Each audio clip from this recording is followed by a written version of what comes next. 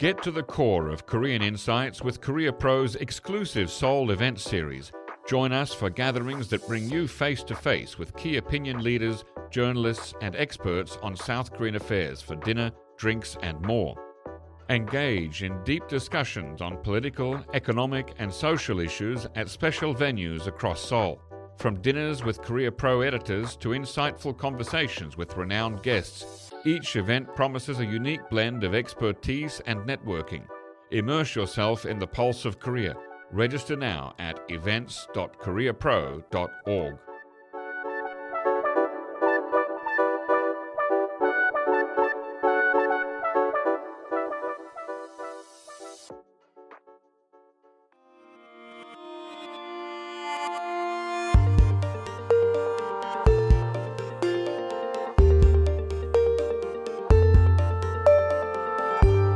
Hello, listeners, and welcome to the NK News Podcast. I'm your host, Jacco Zwetsloot, and here we are. It is Tuesday, the 20th of August, 2024, and I'm joined here in the studio by Chad O'Carroll and Jeongmin Kim. Welcome back on the show, both of you. Good morning. Good morning.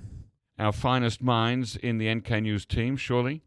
Now, we have to talk about some big things that have come up in the last week. Well, the first one, of course, is last Thursday's Liberation Day speech by President Yoon Suk-yeol, and that's, of course, a long tradition. Every year, whoever is president gives a speech about, normally it was, I kind of liken it to the 2 minutes of hate in 1984. Like, this is the day that we remember all the bad things that Japan did to Korea during the colonial period and talk about, all the unresolved grudges and hurts and stuff. But this year, Japan didn't really get much of a look, and in fact, it was more about North Korea than Japan. Right, just a passing mention, Japan. Not Japan directly, but just colonialism. Or I counted 3 mentions, 1 to Imperial Japan, and then 2 to about how Korea has caught up in terms of GDP per capita. So that wasn't even about the colonial period. And Peter pointed out that that's not even that accurate of a boasting. That's right. It comes down to exchange rate fluctuation. But anyway, so the big focus there was on North Korea,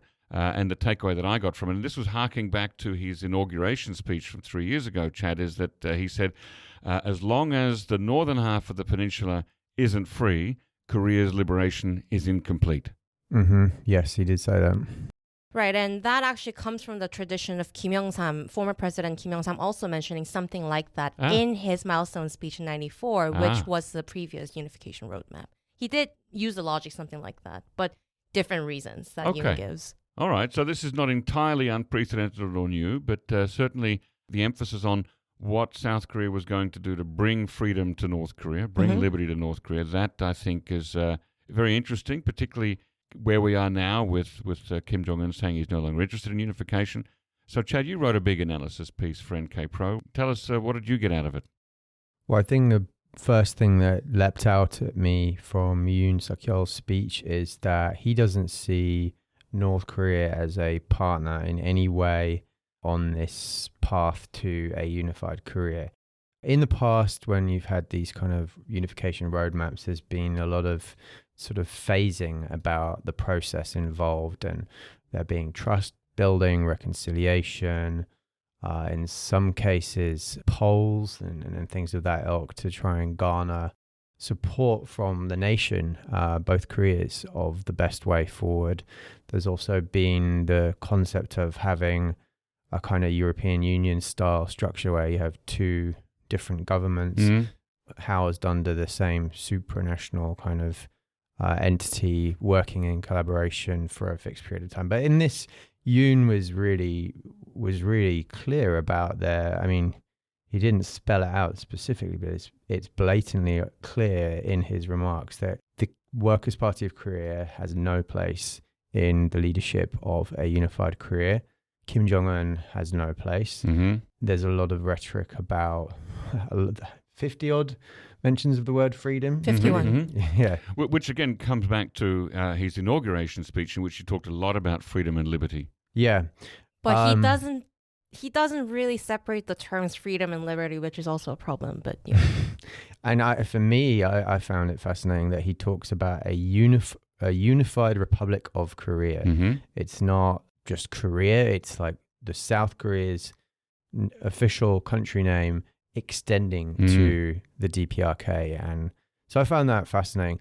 Look, I kind of get where he's coming from. He's been dealt a position by Kim Jong-un that totally rejects unification under any auspices now. Right. And it's also saying the flip side that South Korea is not a partner.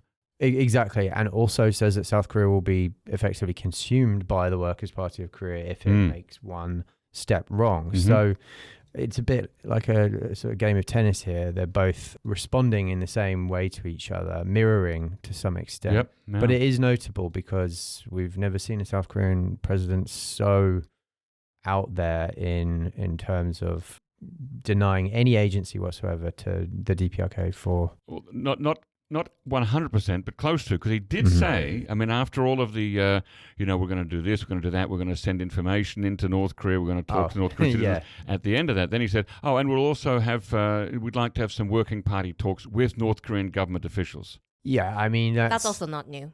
No, that's never new, but I just want to say that it's not all consistently, we won't talk to the North Korean government. There was... Right, but that was a point of audacious initiative that wasn't that audacious, right? Because like the whole logic sort of does not have any place for Kim Jong-un, like you say, and then you're like, oh, we can do working level talks. It's sort of like a tap on their shoulder. I remember the Americans were offering talks with Saddam Hussein right up to the invasion in 2002, and we all know how that ends. Jeongmin just spat some coffee back into her cup, listeners. Ice Americano, of course. Okay, but let me just kind of, as a thought experiment here, sort of tease out what might be on Yoon's mind, or the mind of Yoon's government, that there could be talks with Kim Jong-un to offer him a graceful way out, like a dacha in China or something like it. Yeah, exactly. In Idi Amin, you go and live in exile. You don't get shot. You don't get hung up by your feet or more sensitive parts. So that could be what's on Yoon's mind. Quite possibly, yeah. Good luck with that. Well, yeah, exactly. I mean, so I had a bit of a Twitter engagement with one of our respected readers, David Maxwell, who I think I did a tweet thread about my analysis, and I think he potentially read it as a critique, a very harsh critique by me of Yoon's policy, and he was responding, suggesting it's a fundamental change. I don't think there's any evidence to suggest it is beyond the rhetoric right now, because we haven't seen any figures yet to demonstrate that. We can talk about this later, but all of the constituent parts of this program, including a human rights fund, international conferences, education programs. More conferences than it is right now. Well, yes. Information dissemination campaigns. If the budgets of these, which is what I responded to Mr. Maxwell, are on par with what we see the State Department's DRL fund when it comes to North Korea information operations and human rights activities, in the order of $3, $4, $5 million a year, I don't think this is really anything. It's just because the DRL programs are tiny in budget for the nature of the problem that they're tackling, and I think this low level of funding actually represents the reality that none of the major stakeholders here really want to shake up the status quo too much. So it is just rhetoric, you think? Well, we're going to be surprised. But by the way, for our listeners, what does DRL stand for? Department of... sorry, I can't remember. But Department of something Labor. And Department of Democracy, Human Rights and Labor. Okay, yes. And that fits under the... that's a full State Department. Under the State Department. Okay, got it, right. Yeah, the human rights part, they should really add that to the acronym DRL. DHRL. Right. If you're listening. Jeongmin, what's your take on all this? Is this just rhetoric? Is he just talking to his base? Of course, President Yoon can't go for re-election, so what's the point of pandering to your base at 3 years into a 5-year single-term election? First, it was a bad speech in terms of structure. Not because of content. I'm going to go into content later. But in terms of structure, the presidential office high-level official explained that, this is a 3-3-7 structure, as in 3 visions, 3 tasks, and 7 action plans. And nobody got that until he said that. But apparently there are. And the three vision thing, the three vision for unification part, I think there was a good point in trying to do that in updating the 30-year roadmap because, like Yoon points out and the presidential office points out, there hasn't been like a clear picture of what a unified Korean peninsula may look like. But then by saying unified ROK, Yoon made it pretty clear what the vision is, like a unified South Korean version of creativity, innovation into North Korean northern side of the peninsula. The three task thing, I personally think that this was, the core audience was domestic, South Korean domestic, as is with all the presidential speeches, honestly. Because of the first prong of the three mission, when we first read it, we thought it was really jarring to see all the mentions of anti-unification forces, anti-freedom forces. Anti-state forces. Anti-state forces wasn't in this speech directly, but it was in yesterday's Ulchi speech. Using domestic dissent criticism as a first prong of a unification roadmap, it doesn't sound so unifying, but I could see that his logic was, it's a little bit condescending. It's sort of like, we have to spread freedom to North Korea, which is the second prong. But in order to do that, we have to know what freedom is. But we don't know what freedom is that much. Largely due to the what he called pseudo-intellectuals who delude the constituency, delude the voters what freedom actually is. So be ready, be more enlightened about what freedom is so that you're not, going along with these people's lies. And he's not pinpointing who these people are. But past speeches as well also pointed to like his tendency to criticize opponents, right? There are fake news, there are disinformation, but using that as the first prong of unification roadmap, many experts told me that actually goes against the whole authenticity of his speech. And it suggests, doesn't it, that the implicit objective is we need to get our own house in order first. Yeah, that's his logic. Before we can even start thinking about the North Koreans. Right. And when is it going to? Which is kind of insulting because... It is insulting. South Korea is extremely developed and open and in a very good position to share new ways of life and outlook with North Korea. It doesn't need to do anything yet to get to that point. I think it's just Yoon's worldview that there's a certain version of liberal democracy that is sound, and he thinks that this current South Korean version, to be fair with the opposition party using the Parliament of the National Assembly for their own interests, it's not like a version of a liberal democracy that he wants. Anyways, that was his logic in the first prong. And the last one, I think he just attached to it like international solidarity. Right. So getting support for... Conferences was what he mentioned. Conferences. Okay. Well, is that some hope for us that we might be able to go overseas and do some stuff? Only if they want people to... If you delete my criticism part from this episode, maybe. Right. But this has been a standard part of South Korean operating procedure. Global and international. Pretty much anything. They always want to get international consensus to support. Well, don't forget there was that episode I recorded a couple of years ago with the two retired Ministry of Unification officials who started in their retirement I always forget what it's called, but it's something like the Council on Diplomacy and blah, blah, blah for Unification. So basically to get that international support there and dialogue. Yeah. Hi, JR, if you're listening. Sorry, I forgot the name. I mean, adding international is fine. And because South Korea's state policy direction right now is to become a global pivotal state, I think adding international as a third prong, it's fine. But if you're going to do that, come up with a more solid action plan, I would say, rather than just saying international conference and creating Korean Peninsula Peace Forum. There are other ways to seek more detailed way of getting solidarity when it comes to Yoon's version of a unified ROK, for instance. But it's not as if South Korea hasn't hosted probably hundreds of conferences on unification thus far, invited former East German, West German officials dozens of times to South Korea to pick their brains. I mean, they know full well what the international community thinks on this. Maybe Russian perspectives have changed slightly. Chinese are probably not as supportive as Western European nations, but let's not pretend that international countries are somehow the obstacle here. This is not That's the true, issue. yeah. And also, it sort of frames like we have to seek support from international agents, actors to what we believe in. But that's not how it works when it comes to policies like this. It comes through like discussion between actors that disagree with certain aspect of the unification that Yoon seeks. But the way the speech is framed, it's sort of like, my way is highway. Please support this. My way or the highway, yeah. Now, we have unfortunately spent enough time on the Liberation Day speech. I want to move on now to the next thing, which is the exercises, the summer exercises. Jeongmin, just kind of linked to this. Yeah, absolutely. Please walk us into it. Right. Ulchi Freedom Shield is the biggest U.S.-South Korea summertime drill annual. But it's not as big as we imagined because for 2 years, South Korea has been hyping about this, that this is going to involve like nuclear attack scenario, blah, blah, blah. But it's not going to have it this time. So it's more low-key than we expected, but it's a similar level to other years.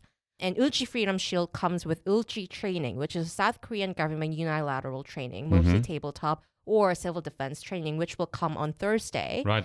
I saw a message last night about 2 p.m. and I've seen the Minbangwi flags all around Seoul right now. That 2 p.m. on Thursday, get off the streets, seek shelter, don't drive your car, etc., all that stuff. I'm not sure how many people will participate this time, but even last time, not too many. The reason why I say this is linked is because South Korean president and the prime minister usually does the cabinet meeting a bit early on the Ulchi training week. And that's where South Korean president gives a speech about the direction of the Ulchi training this year. And then guess what his focus was? It was anti-state forces. Which, I mean, that's the same phrase North Korea uses a lot, right? Anti-state forces, anti-state media. It's actually a very totalitarian language, sort of dividing the country into bad actors and good actors. And he sort of framed it like we have to use the civil defense training to train our people against the anti-state forces because North Korea will collude with these people at the starting part of the war. So that was his main point. Right. I think I've got a quote here from your article there. From the early stages of war, North Korea will mobilize these forces to intensify public confusion and attempt to divide public opinion through violence, public manipulation, propaganda, and agitation. I'm not saying that's not true. A lot of countries use disinformation, psychological operation in the initial stage of war or before war. But I just wanted to point out that this looks like a trend where he is focusing on this year. By the way, why bother preparing for nuclear attacks? I mean, what can... That's what John said, except we're going to die anyways, he said. Well, die or suffer miserably. I mean, what actually can one do in preparation for a nuclear attack? I think the point is you detect it early on. So you tell the citizens as soon as possible when the attack is imminent, not afterward. So the government side is practicing the alerting and detecting part. And the civilians are preparing for finding the right evacuation shelter for the nuclear attack. Right. Well, good luck with that. Yeah, I mean, you'd need to really shield somewhere with like a lot of lead around you or some very thick material to stand any chance. You have to do like a planking sort of posture in order to... You'd need, is it iodine supplies? Yeah, iodine. Yeah. What's planking going to do? How does that help? I've heard from like South Korean men who go to like these military version of civil defense trainings when they're older. They get trained how to do like a planking posture so that when there's like a fallout or like the earthquake right after the nuclear attack, your guts are not exploding. Well, I think there are more to that, but that's what I heard. Okay. Look after your core, ladies and gentlemen. Now, what about Japan? Is Japan in any way involved in these exercises 1 year after the trilateral Camp David summit and with a new statement that came out this week? I asked JCS, and JCS said that there's no trilateral plan as a sideline of the UFS, but in past drills, sometimes there were trilaterals a few weeks after the drills, when the assets are still here. But the U.S. side is not even revealing the scale of the forces nor what kind of strategic assets are visiting this time. So there's like a slightly less promotional aspect from the U.S. side, but there is definitely more in the South Korean side. Do we know if they're going to do a, what do you call that kind of a strike there? A decapitation strike? Is that part of the exercise this time? When I check with military experts, they say that it's always part of it, but it's a matter of how you promote it. Yeah. Okay. Yeah. So they're not promoting it this time? Not so far. Okay. Chad, link it back to the Liberation Day speech, if you would. How do you draw a thread between these two things? between the drills and the Liberation Day speech? So, to Steve Tharp, who's no doubt listening to this, he'll message me. He hates the word drills. He likes exercises. Good for Steve. I think they draw a distinction because a drill is something you do on a parade ground, whereas an exercise is more like a practice for a war. Okay, I don't want to go down that rabbit hole, but well, I guess the thread is that the current policy is deterrence and containment, and responding to potential escalation from the North Korean side. How does that link to unification strategy? Well, we are not seeing any efforts to credibly engage with North Korea or find ways to reduce the threat of its nuclear weapons capabilities through dialogue. So I guess that's consistent with the implied regime change perspective within this unification speech.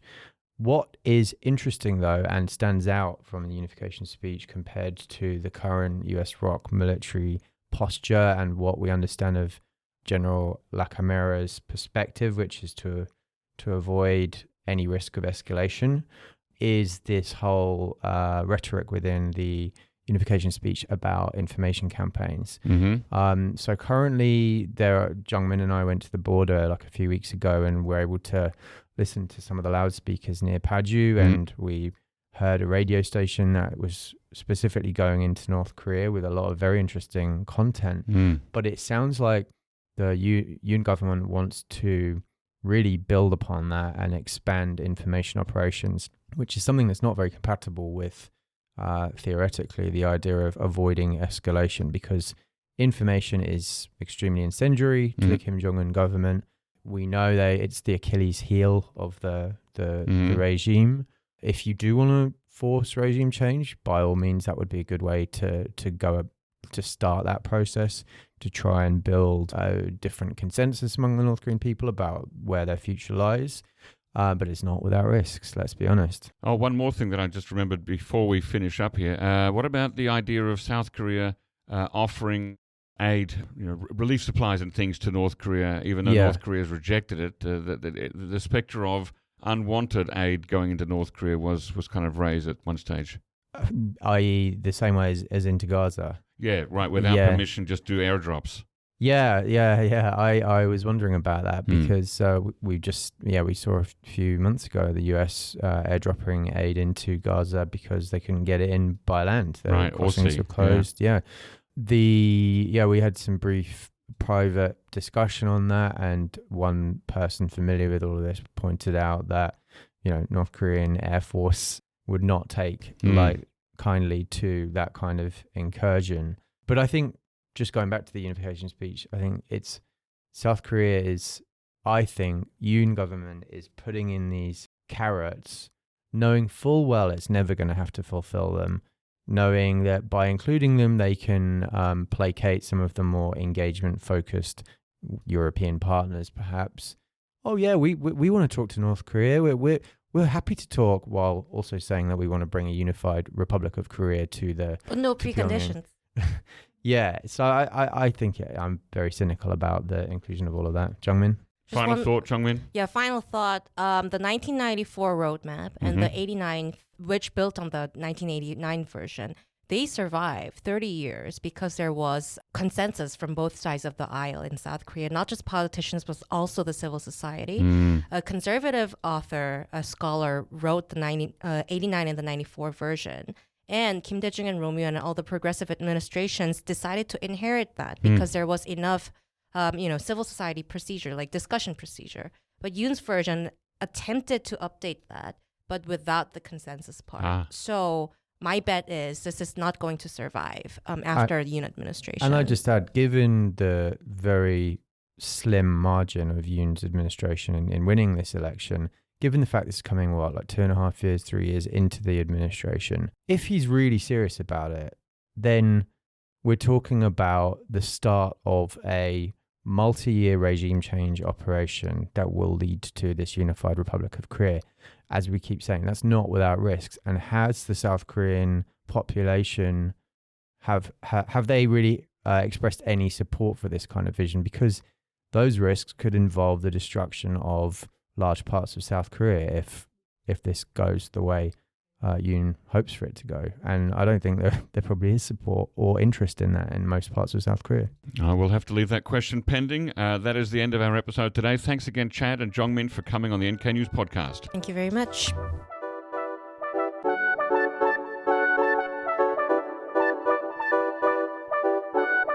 Keeping up with South Korea's fast-paced developments just got easier. Welcome to the Korea Pro podcast, your weekly briefing on the stories that matter. Hosts Jeongmin Kim and John Lee dissect topics from diplomacy to technology, ensuring you're always informed. Our episodes are a must for professionals in and out of Seoul. Subscribe on your preferred platform and elevate your understanding of Korean affairs. Korea Pro podcast, where clarity meets depth.